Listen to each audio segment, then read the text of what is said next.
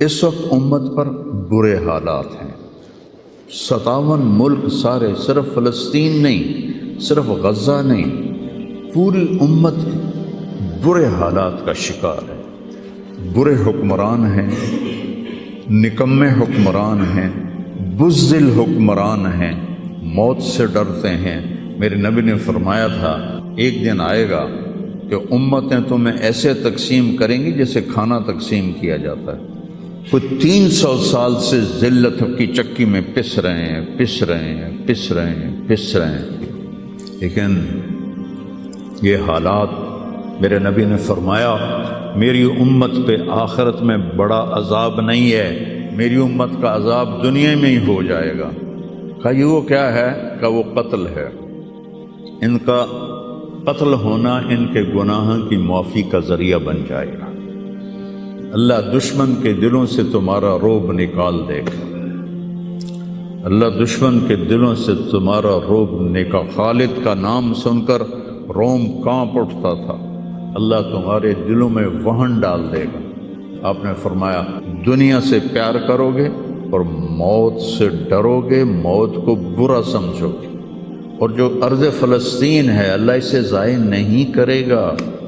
آپ نے کہا ارض المنشر والمحشر، یہ وہ زمین ہے جہاں پر حشر قائم ہوگا۔ کینیڈا میں ایک نوجوان خواب دیکھ رہا ہے، راونڈ کا پڑھا ہوا عالم ہے، کہ میں نے خواب دیکھا کہ غزہ کے شہداء کے بچے آسمان پر تیر رہے ہیں اور اللہ کے نبی ہر آنے والے بچے کا استقبال فرما رہے ہیں۔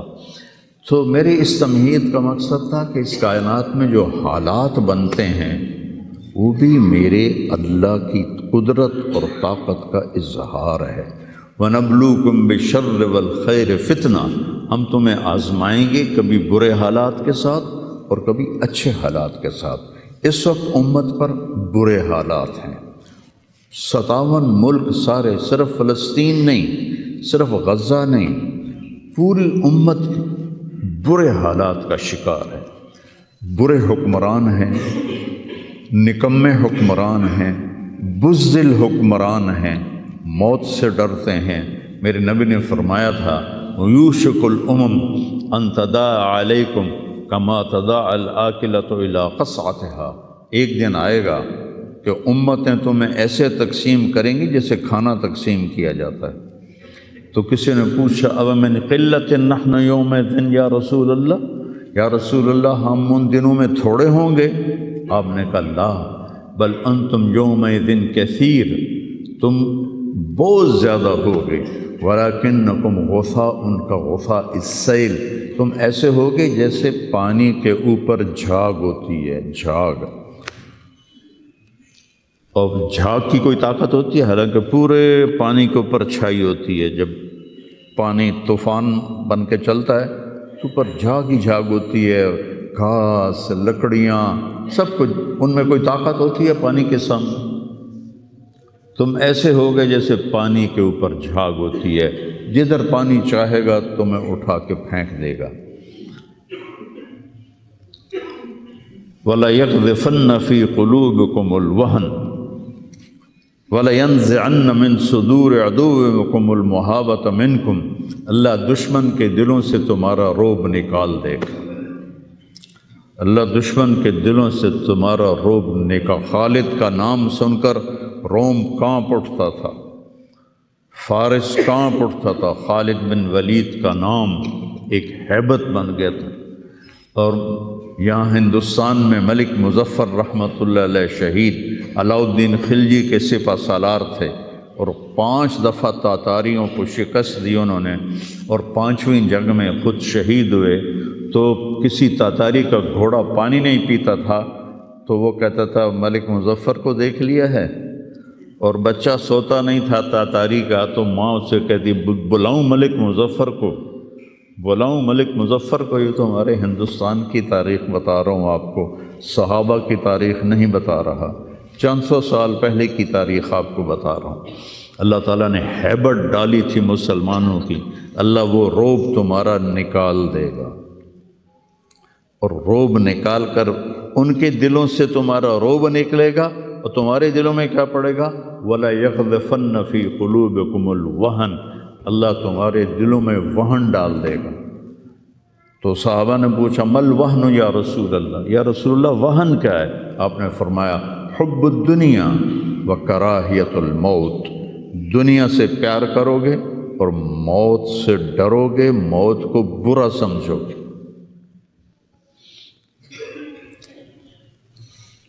تو پوری امت اس وقت مصیبتوں کا شکار ہے۔ سب سے بڑی مصیبت نکمے حکمران ہیں پورے 57 ملکوں کے۔ دنیا و کراہیت الموت، دنیا سے پیار کرو گے اور موت سے ڈرو گے، موت کو برا سمجھو گے۔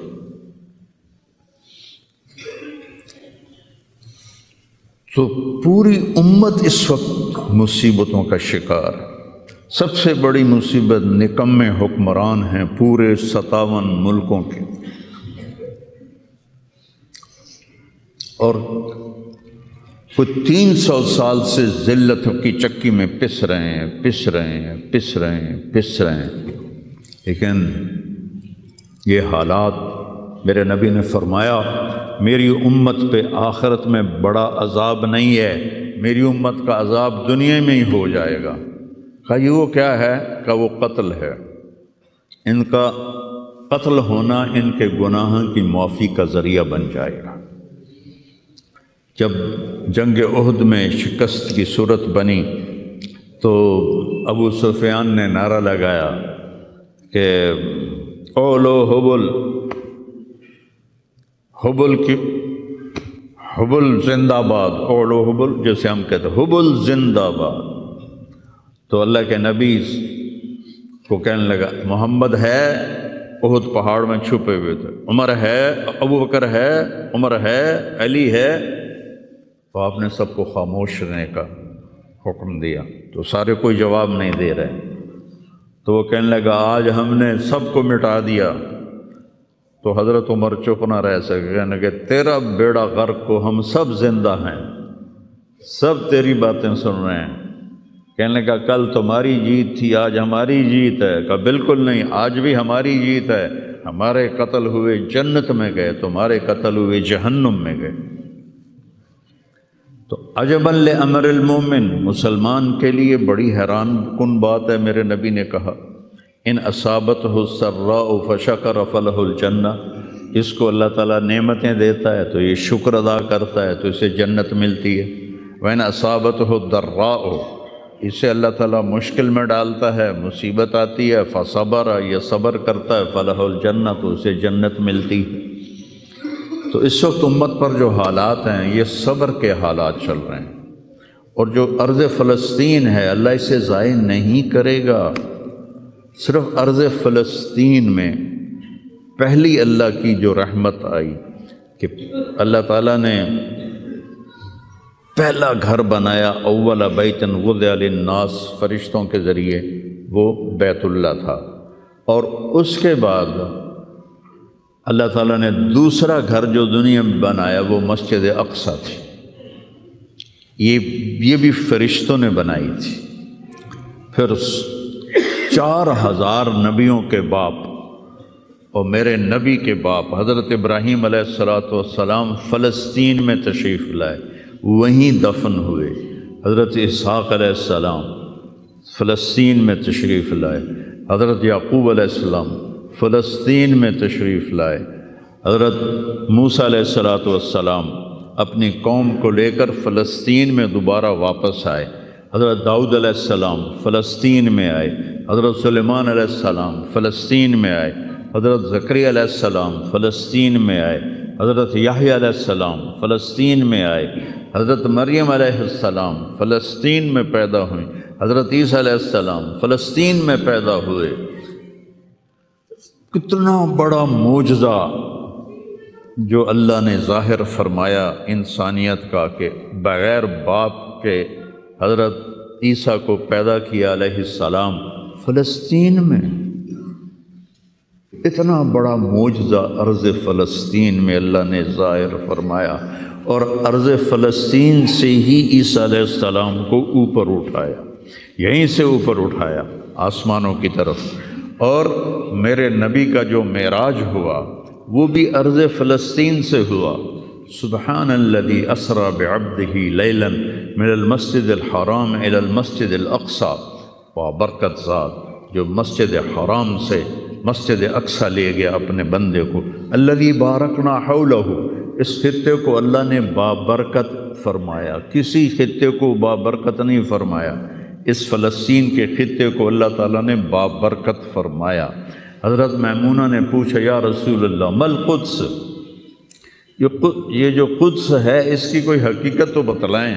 آپ نے کہا ارض المنشر والمحشر، یہ وہ زمین ہے جہاں پر حشر قائم ہوگا، یہ وہ زمین ہے جہاں پر حشر قائم ہوگا۔ اور جہاں یہ وہ زمین ہے، یہ تو اب میں اپنی طرف سے اگلی بات بتا رہا ہوں، فلسطین کی آخری جو معرکہ ہوگا دجال کا اور حضرت عیسیٰ علیہ السلام کا فلسطین میں ہو، تو لد کے مقام پر عیسیٰ علیہ السلام اور ان کا مقابلہ ہوگا۔ عیسیٰ علیہ السلام کو اللہ ایک معجزہ دے گا، ان کا سانس جسے بھی لگے گا، جس کافر کو، وہ مر جائے گا، پگھل جائے گا۔ اور آپ کا سانس کہاں تک جائے گا؟ میں تو سانس لیتا ہوں تو یہ مائک تک آ رہا ہے، آپ بھی لوگ ہیں تو یہیں تک آئے گا، لیکن عیسیٰ علیہ السلام کی جہاں تک نظر جائے گی وہاں تک ان کا سانس جائے گا، اور جس چیز کو لگے گا وہ مرتا جائے گا۔ تو اللہ اس سرزمین کو ضائع نہیں کرے گا۔ میں تھوڑا آپ کے حوصلہ افزائی کے لیے، چونکہ ہر طرف قیامت کی باتیں ہو رہی ہیں، قیامت آ گئی، قیامت آ گئی، قیامت ہے، قیامت حالی دور ہے، ایڈی نیڑے کوئی نہیں ہے، حالی تھوڑا دیر ہے، سانو تا نہیں ویکھنی، ہم دی فکر نہ کرو۔ چونکہ قیامت سے پہلے ایک ہوا چلے گی جس سے سارے اہل ایمان مر جائیں گے، ایک کلمہ گو مسلمان دنیا پہ زندہ نہیں بچے گا، صرف غیر مسلم ہوں گے، ایک بھی لا الہ الا اللہ کہنے والا نہیں ہوگا۔ اور قیامت سے 30 سال پہلے، قیامت سے 30 سال پہلے بچے پیدا ہونے بند ہو جائیں گے کہ کسی بچے پر قیامت نہیں آئے گی۔ یوم تذہل کل مرضعۃ عما ارضعت، وہ ہولناکی بتانے کے لیے تشبیہ ہے، وہ یہ نہیں کہ ایسا ہو رہا ہوگا، کیونکہ بچہ تو کافر کا بھی ہو وہ معصوم ہے، مسلمان کا بھی ہو تو وہ معصوم ہے، اس لیے آپ نے کہا کہ سارے جو نابالغ مرتے ہیں وہ جس مذہب کے بھی ہیں سب جنت میں جائیں گے، چونکہ ان پر تو بھی شریعت لاگو ہی نہیں ہوئی ہے، اور سارے بچے حضرت ابراہیم علیہ السلام کے پاس چلے جاتے ہیں۔ تو حدیث پاک میں آتا ہے جتنے اہل ایمان کے بچے بالغ ہونے سے پہلے، پیدا ہونے سے لے کر 15 سال سے پہلے تک جو فوت ہو جاتے ہیں، سب حضرت ابراہیم علیہ السلام کے پاس ہوتے ہیں، ساری نسل ابراہیم علیہ السلام کے پاس، اور وہ ان کے باپ ہوتے ہیں، اور ان کے ساتھ وہ اپنی وہاں کی جنت کے مزے لیتے ہیں، پتہ نہیں کیا لیتے ہیں، ان میں تو کوئی نہیں پتہ۔ بس آپ نے اپنے بیٹے کے بارے میں فرمایا، حضرت ابراہیم رضی اللہ تعالیٰ عنہ علیہ السلام، چونکہ وہ ابھی ماں کا دودھ پیتے تھے، ان کا انتقال ہو گیا، تو آپ نے فرمایا اللہ تعالیٰ نے جنت میں ایک حور کو مقرر کر دیا ہے ابراہیم کو دودھ پلانے کے لیے، سبحان، اور کسی بچے کے بارے میں ایسی بات نہیں ہے۔ تو ڈران والی گل کوئی نہیں، ساڈو تے قیامت نہیں ہوندی، 30 سال پہلے بچے پیدا ہونے بند ہو جائیں گے، قیامت 30 اور 30 سے اوپر کی عمر کے لوگوں پر ہوگی، اور وہ جانوروں کی طرح ہوں گے، سڑکوں پہ زنا کریں گے، اور ہر انسانی جو اخلاق ہیں ان سے وہ خالی ہو جائیں گے، ان سے وہ خالی ہو جائیں گے۔ یہ امت کے اوپر امتحان ہے۔ ہمارا ایک ساتھی ہے وہاں کینیڈا میں، اس نے مجھے خواب سنایا کہ میں نے دیکھا کہ غزہ کے جتنے شہداء کے بچے ہیں وہ آسمان پہ تیر رہے ہیں، اور اللہ کے نبی ہر آنے والے کا استقبال فرما رہے ہیں۔ تو ہمیں دیکھنے میں تو بڑا ظلم نظر ہے، ظلم ہے بھی صحیح، لیکن ہماری تو موج ہے، وہ تو سارے جنت میں گئے۔ جتنے بڑے شہید ہوئے وہ بھی جنتی، عورتیں شہید ہوئیں وہ بھی جنتی، مرد شہید ہوئے وہ بھی جنتی۔ اور بچوں کا تو میں نے کینیڈا میں ایک نوجوان خواب دیکھ رہا ہے، راونڈ کا پڑھا ہوا ہے، عالم ہے، کہ میں نے خواب دیکھا کہ غزہ کے شہداء کے بچے آسمان پر تیر رہے ہیں اور اللہ کے نبی ہر آنے والے بچے کا استقبال فرما رہے ہیں۔ لوگ ساڑھی تو موج ہو گئی، ہمیں دیکھنے میں موت نظر آتی ہے، حقیقت میں دیکھو ایک ہوتا ہے کامیاب ہونا اور ایک ہوتا ہے فتح پانا، ایک ہوتا ہے ناکام ہونا اور ایک ہوتا ہے شکست کھانا۔ یہ دو الگ چیزیں ہیں، کامیابی الگ چیز ہے، فتح الگ چیز ہے، ناکامی الگ چیز ہے، شکست الگ چیز ہے۔ کربلا کے میدان میں سب سے مقدس خون بہایا گیا، سب سے پاکیزہ خون بہایا گیا اور ان سب کو شکست ہو گئی اور وہ سارے گردنیں کٹوا کے نیزوں پہ چڑھ گئے، لیکن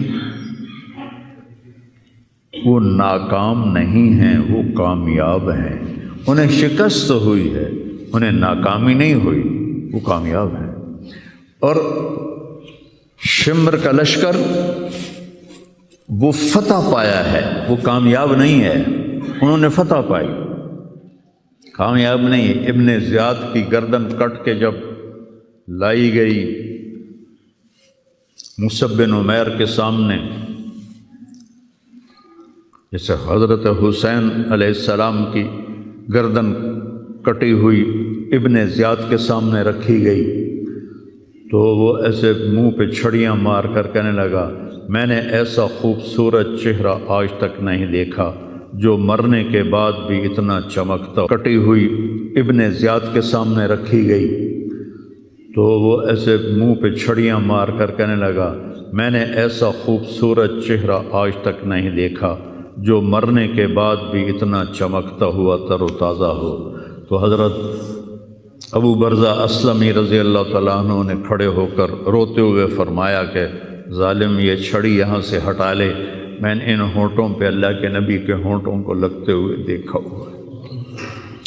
تو کہنے لگا تو بوڑھا ہو گیا ورنہ تیرا بھی سر اڑا دیتا میں۔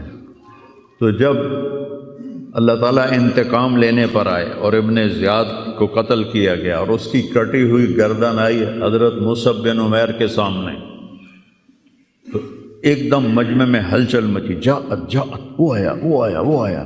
کیا دیکھا؟ ایک چھوٹا سا سانپ، اتنا انتہائی تیز، وہ تیزی سے آیا اور اس کی ناک میں داخل ہوا اور منہ سے نکل گیا، پھر اس کی ناک میں داخل ہوا اور منہ سے نکل گیا، پھر اس کی ناک میں داخل ہوا، پھر اس کے منہ سے نکل کے پھر غائب ہو گیا۔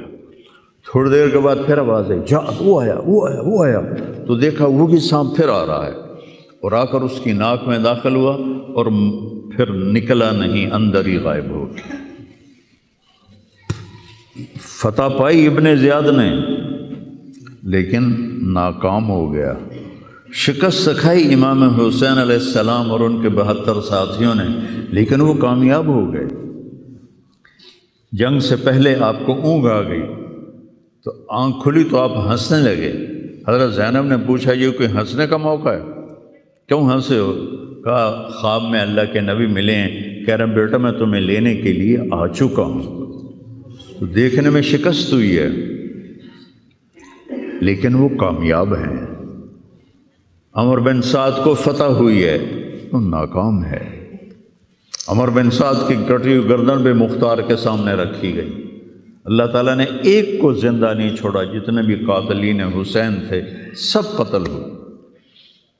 حضرت عثمان کے قاتل سب طبعی موت نہیں مرے، سب ذلت کی موت مرے۔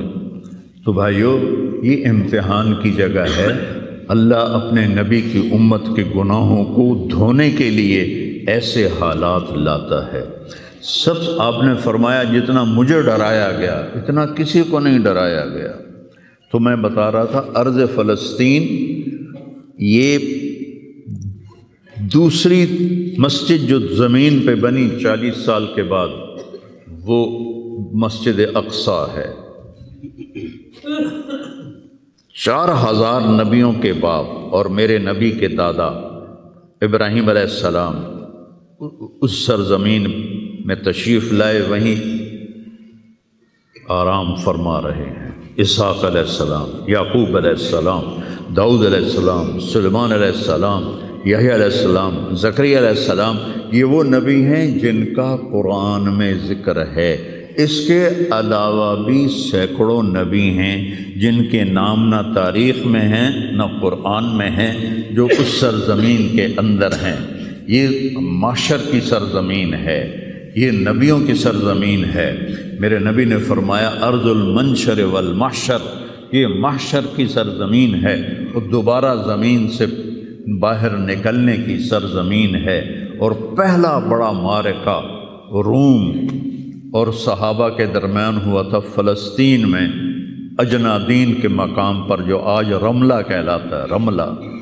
رملہ کے قریب یہ روم کی تعداد 90,000 تھی اور صحابہ کی تعداد 30,000 تھی، اور خالد بن ولید رضی اللہ تعالیٰ عنہ وہ لشکر کے امیر تھے۔ اس وقت وہ عراق میں تھے۔ جب حضرت ابو بکر صدیق کو پتہ چلا کہ جو 18 دن کا تھا اور ایک راستہ تھا جس سے لوگ آتے جاتے تھے وہ 2 مہینے کا تھا، تو حضرت خالد نے فرمایا میں اس صحرا کو پار کروں گا۔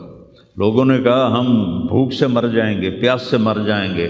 کہا جس لشکر میں رافع بن عمیرہ ہو وہ لشکر ہلاک نہیں ہو سکتا۔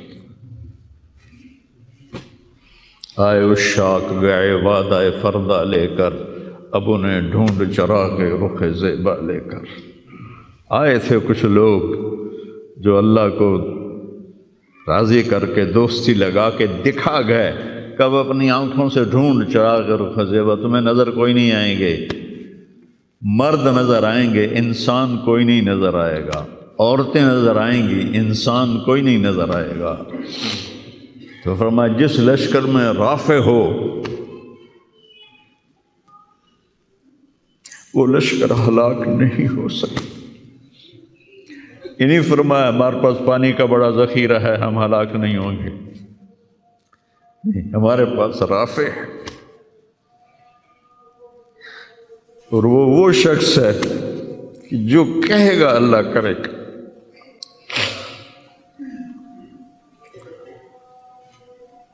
18 دن میں اس کو پار کیا اور ایک مقام پر آ کر پانی ختم ہو گیا۔ 3 دن بغیر پانی کے گزارے تو صحابہ نے کہا کہ اب ہم مرتے ہیں، طاقت نہیں ہے۔ کہا رافع کو بلاؤ۔ رافع کی آنکھیں خراب تھیں، فرمانے لگے رافع پانی چاہیے۔ کہنے لگے اچھا مجھے بتاؤ کہاں ہیں ہم، کیونکہ وہ دیکھ نہیں پا رہے تھے۔ تو انہوں نے فرمایا کہ فلاں جگہ۔ اب صحرا میں تو کوئی نشان منزل ہوتا ہی نہیں، تو کوئی انہوں نے جھاڑیاں بتائیں، کہنے لگے کچھ جھاڑیاں دیکھو ایک طرف کٹھی ہوں، کٹھی جھاڑیوں کا کوئی جھنڈ ہو، مجھے بتاؤ ہے؟ انہوں نے کہا ہاں وہ نظر آ رہا ہے، کہ مجھے وہاں لے چلو۔ وہاں لے گئے، ایک جگہ اشارہ کیا کہ یہاں سے زمین کھودو۔ زمین کھودی تو پانی کا چشمہ نکل کے باہر آ گیا۔ کبھی ہم بھی تم میں بھی چاہت تھی، کبھی ہم بھی تم میں بھی راہ تھی، کبھی ہم بھی تم بھی تھے آشنا، تمہیں یاد ہو کہ نہ یاد ہو۔ اللہ نے تو بے وفائی کی نہیں، ہم نے بے وفائی کی۔ اس کی مدد جو رکی ہوئی، یہ بھی اس کی مدد ہے۔ ہمارا شہید جنت میں جا رہا ہے، اگر زندہ ہے، زخمی ہے، بھوکا ہے، گناہ معاف ہو رہے ہیں۔ جہنم کی آگ سے ایک سوئی کا نکا عام آدمی ویکھ ہی نہیں سکتا، تے دھاگا نہیں پا سکتا جن دی نظر کمزور ہوئے، اتنا چھوٹا ہوتا ہے۔ میرے نبی فرمایا، جبریل علیہ السلام نے آ کے عرض کیا یا رسول اللہ، سوئی کے نکے کے برابر اگر جہنم کی دیوار میں سوراخ ہو جائے تو اس میں سے جو آگ کی چنگاری نکلے گی پوری دنیا کو کوئلہ بنا دے گی۔ اس کے سامنے یہ تکلیف تو بڑی تھوڑی ہے، لیکن بات اصل یہ ہے کہ ہم نے اللہ سے دوستی چھوڑ دی۔ یہودیوں کو گالیاں بعد میں دو، پہلے ہم اپنے گریبان، تجھے کیوں فکر ہے اے گل دلے صد چاک بلبل کی، تو اپنے پیرہن کے چاک تو پہلے رفو کر لے۔ کتنا جھوٹ بولا جا رہا ہے، کتنے جھوٹے مقدمے ہیں، کتنی والدین کی نافرمانی ہے، کتنے گھریلو ناچاکیاں ہیں، کتنا سود چل رہا ہے، کتنا شراب کے ٹھیکے چل رہے ہیں، کتنے لوگ نمازیں چھوڑ چکے ہیں۔ صرف حکمرانوں کو میں کیا گلہ دوں، آج ہم سارے اس حمام میں ننگے ہیں۔ تو یہ اللہ کی رحمت ہے، اگر کسی کو اللہ نے اس امت کو اگر دنیا میں وہ جھٹکے دیتا ہے۔ مجھے ایک آیت بھی یاد آ گئی، دونوں کو حال بتاتا ہوں۔ ایک ہے جنہوں نے اللہ کو نہیں مانا، تو اللہ کہتا ہے ذرہم یأکلوا ویتمتعوا ویلہہم الامل فسوف یعلمون۔ میرے محبوب کرن دے انہاں نوں موج میلا، 4 دہاڑے انہاں نوں موج میلا کرن دے انہاں نوں میرے کول آون دے، ووڑ ویکھی میں کی کرنا، ٹھیک ہوگی۔ ہمارے بارے میں کیا کہا، وَلَنُذِيقَنَّهُم مِّنَ الْعَذَابِ الْأَدْنَىٰ دُونَ الْعَذَابِ الْأَكْبَرِ لَعَلَّهُمْ يَرْجِعُونَ۔ میں تمہیں دنیا میں چھوٹے چھوٹے عذاب دوں گا، بڑا عذاب نہیں دوں گا آخرت کا۔ یہ غزہ کی جو تباہی ہے یہ چھوٹا عذاب ہے، یہ چھوٹی تکلیف ہے۔ دون العذاب الاکبر فیعذبہ اللہ العذاب الاکبر یصلی النار الکبریٰ، اور عذاب اکبر نار کبریٰ جہنم ہے۔ تو میرا اللہ کہہ رہا ہے کہ میں تمہیں چھوٹے چھوٹے عذاب دوں گا، بڑا عذاب نہیں دوں گا، تاکہ تم توبہ کر کے میری طرف آ جاؤ، اور جو مجھے نہیں مانتے انہوں نے چھٹی دیتی۔ جو بچہ اسکول میں پڑھتا ہے اسی کی حاضری ہوتی ہے، غیر حاضری ہوتی ہے۔ جو پڑھتا ہی نہیں تو اس کی کون حاضری لیتا ہے یا غیر حاضری لیتا ہے۔ اپنے بچہ کوئی غلطی کرے تو اس کو تنبیہ کی جاتی ہے، گلی کا بچہ کوئی کچھ کرے تو ہم نے کبھی دیکھا ہے کہ کیا کر رہا ہے۔ یہ امت میرے اللہ کی لاڈلی امت، اس وجہ سے نہیں کہ ایسے کوئی بڑے حاجی پارسا ہیں، اپنے حبیب کی وجہ سے، اپنے محبوب کی وجہ سے یہ امت اللہ کی لاڈلی امت ہے۔ اللہ ہمیں بھی بندر خنزیر بنا سکتا ہے، ہمیں کیوں چھوڑا ہوا ہے؟ گنبد والے کے لیے درود پڑھو، جس کی دعائیں اور آنسو ایک رات آپ رو رو کے کہہ رہے تھے، یا اللہ ابراہیم نے کہا کہ ان تعذبہم فإنہم عبادک وإن تغفر لہم فإنک انت العزیز الحکیم۔ یا اللہ تیری مرضی عذاب دے، تیری مرضی تو معاف کر۔ اور عیسیٰ علیہ السلام نے کہا کہ